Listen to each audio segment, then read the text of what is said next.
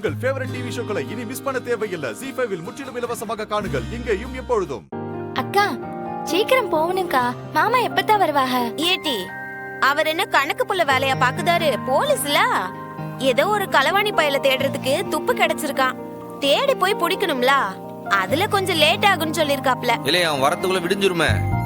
இல்ல சிவராத்திரினா நம்ம நைட்டே கோயிலுக்கு போகணும்ல. இது என்ன இப்படி ஆயிப்போச்சு?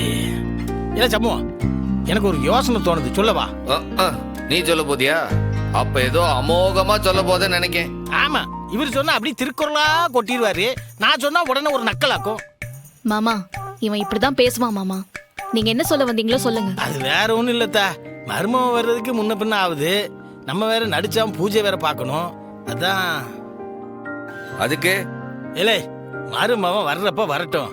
வந்து ஆறு அமர சாப்பிட்டுட்டு நிதானமா எசைக்க பைக்ல கூட்டிட்டு கோயிலுக்கு வரட்டுமே. அவளை மட்டும் வீட்டுல விட்டுட்டு போவோம், நம்ம கிளம்புவோமே. அட இது நல்ல ஐடியாவா இருக்கே.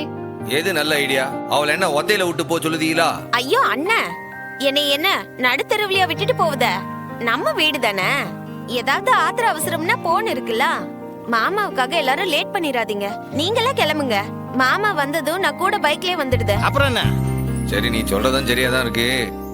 எப்போ இந்த ஐடியாவை முன்னாடியே சொல்லி தொலைக்கிறதுக்கு என்ன எல்லாமே லேட்டா தான் சொல்லுவியா?